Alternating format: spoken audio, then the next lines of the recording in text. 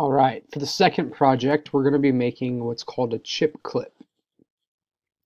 For the chip clip, we want to start a new design, and this is going to be something that can be added or placed on a chip bag or really any kind of bag that you want to keep closed, kind of like a clothespin. But this one will be made using 3D printing, and it just kind of slides on and stays on there. To start, we want to pull a shape out, and actually, the first thing we want to do is edit the grid because it's set back to millimeters. So we're going to change that to inches, and again, our workspace can be 3.5 by 3.5. Update the grid, there we go. And we're going to change this into a rectangle, dragging it out a little bit. And the second thing I'm going to do is drag a circle out here to help create this shape. But I want it to be about the same width as the red one. There we go. And I'll change the height of that. We'll bring that down. I probably want the whole thing about a ½ inch actually, so I'm just going to make them both a ½ inch. Look up above again. That could be just a little bit bigger. Go. So what I'm seeing here is that overhang there. So I'm going to switch it back to the snap grid to 1/64th, and we'll see if I can't get it to, there we go. So now it's even on the sides. I'm going to highlight both of them and group them together. There we go. And I have my basic design. There's a feature over here called Scribble.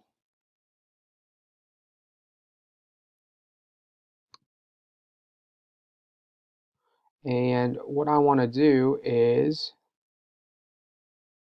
create my zigzag design using this Scribble. So I'm going to go back and forth. And there we go. I have my zigzag design for what I need. I'm going to hit done. There we go. And I'm going to rotate that.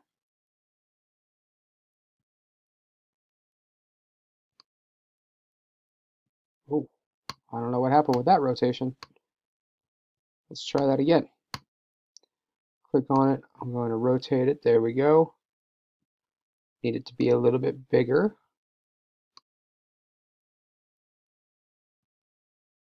A little taller. So now when I drag it in here, there we go. And I'm going to turn this into a hole. There we go. And basically what I'm doing is I'm creating this opening for the chip bag to slide in there. So if I group those together now to kind of give us an idea of what's happening here. So this groove has been created for the chip bag to slide in and stay in there because of the different zigzag patterns. That scribble option is pretty neat because you could, you could customize things by putting your name on there, or like this, where we just needed to make a quick zigzag motion. It can be pretty easy. Maybe I decide, you know what, that zigzag pattern wasn't that great, so I'm going to try that again. So I'm going to come in here and I'm going to go nice and slow. And remember that we have mice at the front of the room if you want to use the mice to help you out. I'm doing this with a touch screen, or I'm sorry, touchpad, and so it's not always the easiest here, but that is a bit cleaner than this one was. So I'm actually going to ungroup this, get rid of that guy, make this guy taller here. So now I can stretch it out, and I'll make it a little bit wider. There we go. Kind of get that top-down view. Perfect. And turn it into a hole. I'm thinking this is looking pretty good. There we go. And I have my chip clip basically done. I'm going to rename it 6 space 5 and 3 chip clip. That's it. That is the second project that you are required to make. You will be able to print either the keychain or this the first time through. And you can customize it with your initials or name or something on the side here if you wanted as well.